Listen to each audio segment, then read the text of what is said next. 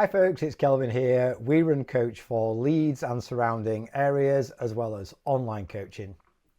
In this little video, I'm going to talk about injury cycles and why so many runners get it wrong. I'm going to just kind of have a little bit of a timeline of a runner with an injury who manages their injury well. It's worth considering the fact that runners who get injured and manage their injuries well progress further than those that don't get injured. What I mean by that is injuries are not a bad thing. It doesn't mean you're weak. It just means the load that's been applied has outweighed your capacity to deal with it. And sometimes revealing these, let's call them weaknesses, and building strength around that area allows us to push further in the future and get more out of our training. So let's look at a runner who maybe puts in a big training block and pulls or tears a calf muscle. So they go, deal with it as they do. They give the physiotherapist a ring. The physio says, yep, come in, let's have a look. And they confirm it's a calf tear, not too serious. And the physio might give that runner some light exercise to do, reduce the training load, maybe take a week off running, maybe then bring running back in much lower volume and maybe just on the flat, while they maybe give them some work to do with things like stretchy bands just to get some movement to the area. Then the physio says, give me a shout in 4 weeks and let me know how you're getting on. And in 4 weeks time, that runner's feeling like, okay, calf seems to have settled down. I'm increasing my load. This work with the bands seems to be doing the trick, but I'm going to give my physio a shout anyway. And the physio says, okay, great stuff. This is exactly what I want to hear. Come in for another session and we'll look at building some strength around that area. So the runner goes back in for another session, and instead of doing some band work daily, the physio might give them 2 to 3 focused strength sessions to build some more capacity around that area.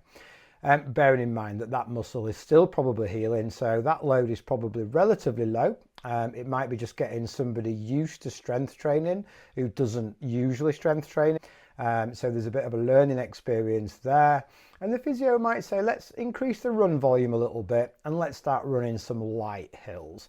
And I want you to give me a shout in another 4 weeks. So 4 weeks down the line, that runner's feeling great. They've been doing the exercises. The running's moving in the right direction. They go back to the physio, and the physio maybe increases the training load for the strength. And the idea now is to start to build some more capacity around that area to make it stronger. So when that runner applies the same amount of training load that caused the injury in the first place, they don't get injured. So they might increase the load on the exercises, maybe bring in some plyometrics, maybe bring in some stronger hill running. And after another training block, they might discharge that runner. And that runner's really pleased. They're going like, great, I'm now, it might be 3 months, maybe 4 months down the line, but that runner might now be applying more load to their training than they've ever applied and not having a problem. Here's the challenge. Most runners just do the first stage of that rehab.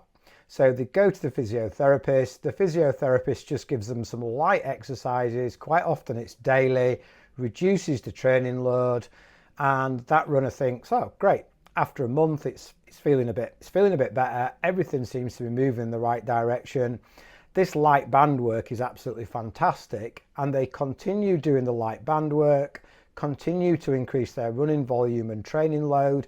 They don't give the physio a call, and what they're not doing is building up any more strength around that area. So eventually, when that runner gets to the point of applying a similar load to what caused the injury in the first place, it's super likely that that runner is going to get injured again. So one way that I frame physiotherapists for my runners is I kind of like to see physiotherapists as strength and conditioning coaches, because once we're injured and we give that injury a chance to settle down and then bring some running volume back in, the idea is to build some more strength around that area to make it stronger than it was before. So I hope that makes some sort of sense. And if you've got any questions, please pop them in the comments below. And for now, happy running.